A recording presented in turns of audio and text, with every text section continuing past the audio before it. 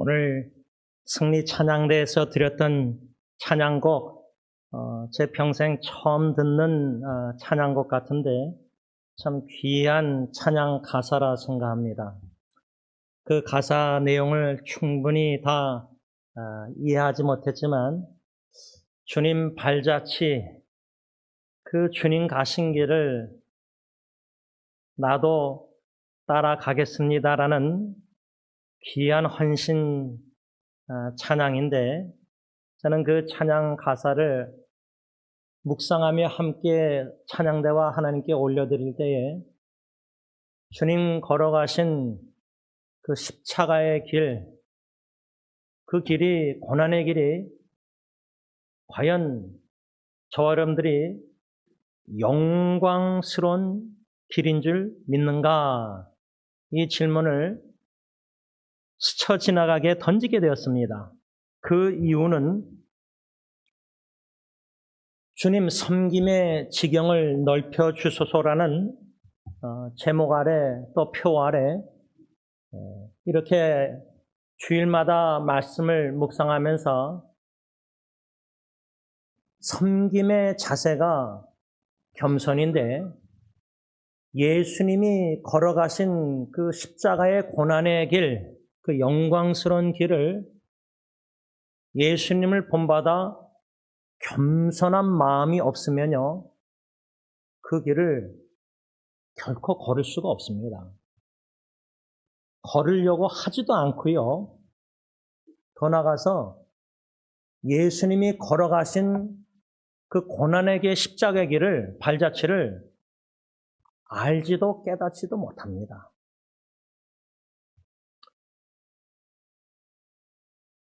성경을 보면은 잠언 18장 12절 현대인의 성경에 사람이 망하려면 먼저 교만해지지만 존경을 받을 사람은 먼저 겸손해진다. 목사님들이, 장로님들이 모인 노회에 1년에 2번 노회에 가서 볼 때 과연 존경, 목사님들, 장로님들에게 노회 어른들 중에 존경받는 어르신 목사님이 있는가? 예를 들자면 교회 안에 존경받으시는 어르신들이 있는가? 가정 친척 안에 모일 때 후손들까지도 존경하는 할아버지 할머니가 있는가? 존경을 받을 사람은 먼저 겸손해진다. 그런데 사람이 망하려면 먼저 뭐요? 교만해진다. 저는 이 말씀 중심으로 짧은 묵상의 글을 이렇게 썼습니다. 겸손한 사람은 존경을 받지만 교만한 사람은 반드시 망합니다. 아멘입니다. 우리가 볼 때 교만하고 거만하고 잘 먹고 잘 살고 시편 73편 아삽이 보고 질투하고 거의 미끄러질 뻔했지만 하나님의 성전에 들어가서 깨달은 바 하나가 꿈을 꾸고 깨듯이 교만한 악인들은 순식간에 멸망당한다는 깨달음이었습니다. 그만큼 교만함이 우리가 영적 싸움에 있어서 어쩌면 최대의 대적일 수가 있습니다. 다시 말하면 여러 가지 마귀 사탄의 유혹과 미혹이 세상에 있다 할지라도요, 내 마음, 생명의 근원이는 마음을 지켜야 되는데 내 마음에 사탄이 심어주는 생각과 스며드는 뭐죠? 교만한 생각, 교만함. 이게 우리가 제일 영적 전쟁에 경계를 해야 된다는 것입니다. 제가 열왕기하 14장 10절 또 시편 115편 이런 말씀 중심으로 이런 짧은 말씀의 묵상의 글을 썼는데, 마음이 교만한 자는 영광을 자신에게 돌리지만 마음이 겸손한 자는 여호와여 영광을 우리에게 돌리지 마소서, 우리에게 돌리지 마옵소서라고 기도합니다. 예수님이 걸어가신 십자가의 고통의 고난의 길은 영광스러운 길이라 할 때 예수님이 영광을 받으시기보다 스스로 하나님 아버지의 뜻을 주기까지 십자가에 순종하심으로 하나님 아버지의 영광을 드러내기를 원하셨다 생각합니다. 우리도 예수님을 본받아 겸손한 마음으로 주님의 발자취를 주기까지 순종하여 걸어가려고 헌신하고 결심하고 이행할 때에 이 시편 기자가 115편의 간구한 기도, 여호와여 영광을 우리 나에게 돌리지 마세요. 나에게 돌리지 마. 근데 교만한 마음이 있으면 사울 왕처럼 교만해졌을 때 이스라엘 장로들, 지도자, 백성들 앞에 높아져서 자기가 영광을 받길 원했습니다. 교만과 겸손의 차이가 종이 한 장이라 생각합니다. 겸손했던 사울도 왕이 돼서 아말렉 전쟁에서 하나님의 말씀을 불순종해서 교만해졌을 때 겸손했던 목사가 교만해지고 겸손했던 장로가 교만해지고 겸손했던 사람들이 변질돼서 교만해져서 스포트라이트를 받고 헐리우드 목사처럼 칭찬과 인정과 미디어를 통해서 인기를 누리는, 마치 무대 위에 올라와서 무슨 행사를 했을 때 끝나고 모든 영광을 내가 받듯이. 제가 지난주에 동영상 중에 요즘 미국에는 제가 알기로는 제일 인기 있는 유명한 스포츠가 미식축구입니다. 풋볼. 이제 이번 달에 슈퍼볼 챔피언십이 있습니다. 그런데 우리 캘리포니아의 팀 중에 샌프란시스코 49이라는 팀이 극적으로 우승했습니다. 그 준결승전을. 그래서 이젠 결승전에 나오게 됐는데 49 그 미식축구팀에 주전 코로백 선수가 다쳐서 빠지고 후보 선수 젊은이가 나왔는데 그 젊은이가 나오자마자 그 팀을 이끌어서 승리해가지고 인터뷰한 내용을 봤는데 이 젊은 친구가 20대 중반, 초반 얼마 안 된 20대 중반밖에 안 된 것 같은데 영어로 하나님께 영광을 돌립니다. 연예인들이나 스포츠 스타나 예수 믿는 사람들이 각자 사회에 많이 퍼져 있어야 되는데 특별히 연예인들이나 스포츠 스타들 이런 사람들은 대중에 다 보고 있잖아요. 그런 사람들이 여기서 연예계도 한국에도 뭐 1년에 한 번 대상을 받으면서 하나님께 영광 돌립니다. 이런 간증들을 좀 보면은요,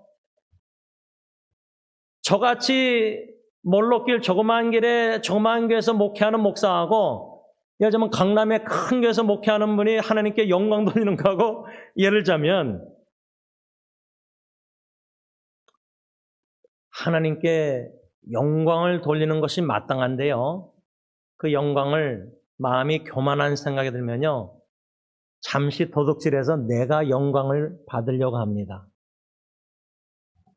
이 섬김의 자세, 겸손에 대해서 우리가 다시금 묵상할 때에 골로새서 3장 12절 우리가 입어야 될 새 사람, 겸손이란 말씀을 배웠는데 그 겸손이란 무엇이냐? 킹 제임스 버전 성경 주석에 나 자신을 마지막에 두고 자신을 최소한으로 여긴다. 제가 솔직한 고백은요, 인터넷 사역할 때 어떤 직분자가 많은 이들에게 좋아요 눌림을 당하고 받고 많은 사람들이 그 직분자 귀한 주님의 종의 글들을 사진들을 다 읽고 다들 좋아해요. 막 100명, 200명 막 좋아요 눌러요. 근데 제임스 목사는 올려도 한두 명, 3명 좋아요 밖에 안 눌러요. 그러면 속으로 비교가 돼서 셈이 나고 아니, 내가 더 열심히 뭐 이렇게, 그게 아니라 그분이 더 인정을 받을 때 마음에 이게 바로 세례 요한이 나는 작아지고 쇠퇴해지고 디크리스되고 줄어들고 예수님은 흥하고 더 인크리스되고 더 높아지시고, 그래서 누가복음 보면요, 우리가 주님의 종으로서 일을 마치고 끝냈을 때 칭찬받고 인정받고 사람들이 막 뭐라 그럴 때, 축하하고 그럴 때 나는 마땅히 행하여 된 일을 한 것뿐입니다. 주님 홀로 영광 받으셔서 나를 제일 마지막에 두고 다른 주님의 종들을 제일 먼저 두고 딴 사람이 최대화, 막 맥스마이즈 더 크게 영광 받고 막 이렇게 할 때 나는 이름 없이 빛도 없이 그냥 사람들에게도 알지도 못하고 최소한이 되는 거, 제일 마지막이 되고요, 제일 작아질 때 사람들에게는 크게 되지 않고 사람들에게는 제일 먼저가 안 되지만 바로 그 제일 마지막이고 최소한 작아지는 자리가 주님 보시기에는 제일 높은 자리다, 그 말입니다. 사람들이 나를 인정해서 높이는 거, 교회에서 막 겉으로 열심히 섬길 때 당회가 보고 교인들이 다 좋아하니까 이분을 직분을 준다, 그런 거 말고요, 아무도 보지 않는 조용한 장소, 조용한 시간, 조용한 장소에서 마음을 가지고 무릎 꿇고 주님께 내 원대로 마옵시고 주님의 원대로 뜻대로 하옵소서 기도하면서 예수님처럼 주님의 아버지의 뜻만 죽기까지 순종해서 이루어드리려는, 거기에는 예수님이 고통을 겪으셨어요. 근데 히브리서에 하나님의 아들이신데도 예수님은 고통을 통해서 뭐라 했죠? 순종함을 배우셨다 그랬어요. 예수님이 순종을 배울 필요가 있으셨을까요? 십자가에 죽기까지 순종하셨는데 순종을 배울 필요가 있으실까요? 완전하신 하나님이요 사람이신 예수님이. 근데 히브리서 기자는 하나님의 아들이심에도 불구하고 고통을 통해서 순종을 배우셨다면 나는 얼마나 많은 고통을 당해서라도 조금이라도 순종을 배워야 되는데 십자가의 고통의 길을 안 걷고 화려한 사람들이, 기독교인들이 좋아하는 목걸이, 귀걸이, 십자가의 길을, 넓은 길을 걸으면서 순종을 배운다? 못 배워요. 그래서 아까 찬양대의 찬양, 나 따라가리라, 주님의 발자취, 십자가의 길, 승리의 길, 고통의 길, 영광스러운 길, 예수님처럼 고통을 통해서, 그래서 저는 개인적으로 육신의 고통도 있을 수 있고요, 마음적으로 사랑하는 사람들의 죽음과 어려움과 고통, 눈물, 암투병 속에 몸부리치는 그런 모습 보면서 마음이 아픔도 있고요, 여러 가지 그런 고통, 아픔들이 필요하구나. 나는 필요해요. 저는 필요해요. 모든 면으로 건강하잖아요. 나도 모르게 막 교만해지고 거만해지고 말투가 온유하고 부드러워지지 않고 거만하게 말이 튀어나오고, 그래서 이 고통을 통해서 순종함을 배우신 예수님, 이게 고통의 축복이구나. 나는 고통이 필요한 사람이구나. 고통이 없으면 교만해지는구나. 마태복음 20장 16절에 우리가 배운 예수님의 가르치심, 이와 같이 나중된 자로서 먼저 되고 먼저 된 자로서 나중되리라. 겸손한 자는 나중된 자구나. 자기 자신을 마지막에 둔 자구나. 그런데 여러분, 주위 사람들이요, 자꾸만 높은 자리에 상주에 앉히고요, 사람들이 자꾸만 공동체 이렇게 무슨 교회 행사 막 기독교 모임들 막 할 때 높은 자리에 어르신이니까 앉히고 막 이렇게 높여요. 말로 막 사회자가 높이고, 심지어 장례식에서조차도 죽은 목사 장로를 막 높여요. 이력을 다 얘기하면서. 나는 높아지고 싶지 않고 낮아지고 마지막 나중된 자가 되고 싶은데 주위 사람들이 막 높여요. 그 주위 사람들, 가까운 사람들이 나를 막 그렇게 높일 때 노 땡큐 감사하지만 괜찮습니다. 거절할 수 있는, 근데 은근히 좋아하니까 거절하기 싫은 거예요. 그런 본능.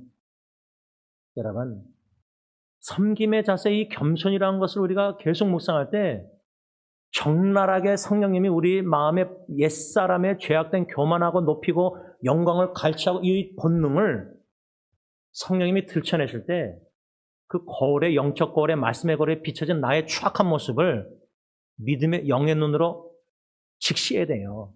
내가 내 자신을 진짜 보기 싫은데요. 여러분, 신앙생 여태까지 하면서 내 내면의 사람, 이 영적인 죄악된 교만한 거만한 이런 추한 모습 너무나 실망스럽고 낙심되고 진짜 보기 싫은데 예수 십자가의 보혈 사죄 확신을 가지고 그걸 봐야 돼요. 직시해야 돼요. 나는 이것밖에 안 되는구나. 그렇게 뭐 신학 공부를 많이 하고 뭐 신앙생활 목사고 뭐 모태신앙이고 뭐 4대째 기독교인이고 다 그 이력서 필요 없어요. 말씀의 거울에 성령님이 적나라하게 내 영적 상태를, 병든 모습을 들춰낼 때 영적 암이나 영적으로 장애가 있어서 내가 가정에서도 주님께 아내와 관계에 징검다리 역할을 못하고 이런 거 다 자녀들과 하나님 관계에 내 영적 장애인 다 보기 싫은데 주님은 십자가 예수 보혈 사죄 확신 가지고 너 자신을 내가 들춰낸 거를 직시하라고 하십니다. 겸손의 시작은 거기서부터라고 저는 생각합니다. 영적 거울에 성령님께서 빛으로 어둠을 다 들춰내실 때 직시하고 인정하고 고백하고 자백하면서 용서할 때 세리가 맨 뒷자리에서 고개 못 들고 가슴 치면서 나는 죄인으로서다. Have mercy on me. 주님 나에게 긍휼을 베풀어 주세요라고 기도할 수밖에 없는 그 자리까지 매일매일 순간순간 성령님이 나가게 하실 때에야 조금이나마 희망이 보이는 목사로서 싹군이 안 돼요. 싹군 장로가 안 돼요. 직분 장로. 싹군 성도가 안 돼요. 사도 바울은 모든 사도들 중에 베드로, 야고보, 요한 다 귀한 사도들이지만 신약 성경의 27권에 13권이나 쓴 사도 바울을 왜 그렇게 성경 66권에 신약 27권에 사도 바울의 편지가 많을까? 제가 볼 때는 사복음서, 마태, 마가, 누가, 요한복음에 예수님의 모습을 기록한 제자들, 사도들. 근데 사도 바울이 예수님의 겸손함을 제일 많이 본받지 않았는가? 그래서 저는 제가 원로 목사님 아버님의 설교를 한국에서부터 들었을 텐데 이민 와서 80년도 개척하셨을 때 제 나이 12살 어린 나이지만 아버님의 설교를 24년 동안 승리교에서 거의 20몇 년을 들으면서 아직도 잊혀지지 않는 설교 하나가 있습니다. 그 설교는 사도 바울의 예수님의 겸손함을 본받은 모습을 설교하셨는데 그때 원로 목사님이 세 개의 성경 구절을 말씀 인용하셨어요. 첫째는 고린도전서 15장 9절 상반절 사도 바울 나는 사도들 중에 가장 작은 자라. 현대의 성경은 나는 사도들 중에 가장 보잘것없는 사람입니다.